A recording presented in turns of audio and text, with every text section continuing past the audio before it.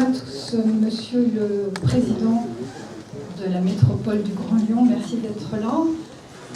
Madame la Présidente de la 7e Chambre de la Cour des comptes, représentant le Premier Président de la Cour des comptes, Monsieur le Président de la formation interjuridiction portant sur les finances publiques locales, mes chers collègues présidents de CRC, mes chers collègues des juridictions financières, Mesdames et Messieurs, je souhaite tout d'abord remercier Catherine de Kersauson qui a eu l'initiative de ce colloque alors qu'elle présidait la Chambre régionale des comptes d'Auvergne-Rhône-Alpes, et puis la remercier bien entendu aussi pour sa présence ici parmi nous aujourd'hui, puisqu'elle représente, donc, comme je l'ai dit, le Premier Président de la Cour des comptes. Catherine, nous sommes vraiment très heureux de t'ouvrir à nouveau les portes de la CRC, et tu y es toujours la bienvenue, tu le sais.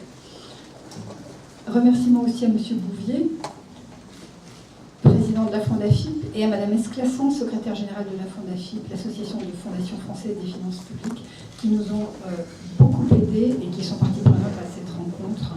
Merci à eux. Merci aussi aux intervenants des tables rondes, confrères des juridictions financières, élus et dirigeants territoriaux, analystes et experts de l'action publique et des finances locales qui ont fait le chemin jusqu'ici pour nous rejoindre dans cette réflexion. Et puis merci aussi à ceux qui, ici à la CRC, ont rendu possible ce colloque, notamment Marie-Laure Roland-Gagne, qui est là. Marie-Laure Roland-Gagne, procureure financier à la CRC, sans laquelle tout cela n'aurait pas non plus été possible. Les juridictions financières, en tant qu'observateurs privilégiés des finances publiques locales, s'intéressent bien entendu aux réformes territoriales et à la manière dont les collectivités territoriales exercent leurs compétences, en conformité avec la loi et les règlements, bien sûr, et dans un souci de maîtrise des finances publiques, bien entendu.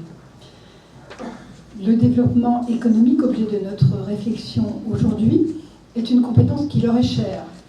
Qui leur est chère parce qu'elle est évidemment essentielle au développement des territoires.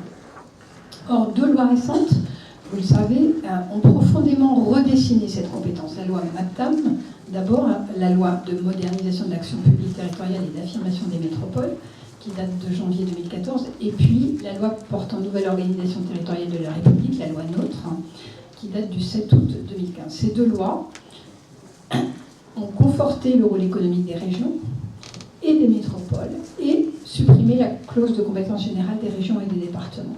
Il est donc à ce stade intéressant d'essayer de comprendre les premiers retours d'expérience, les enjeux, voire les difficultés auxquelles les acteurs publics sont confrontés aujourd'hui dans ce nouveau cadre. C'est l'objet de notre colloque, bien sûr. J'accueille donc avec un grand plaisir dans notre belle chambre régionale ce colloque qui se veut un partage d'expérience, un partage d'analyse sous le parrainage de l'Association pour la Fondation française des finances publiques, qui est, je cite, un laboratoire d'idées et de réflexion sur les finances publiques depuis plus de 10 ans. Je salue la qualité du programme qui a été élaboré, la richesse et la mixité des profils des personnalités qui ont bien voulu venir témoigner et partager leurs analyses. Et je vous remercie pour votre présence à tous ici aujourd'hui. Nous aurons en introduction 3 intervenants.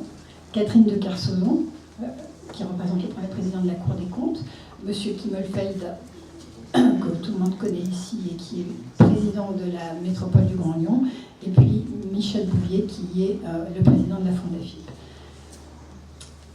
Et puis nous aurons 3 tables rondes, l'une ce matin et 2 cet après-midi.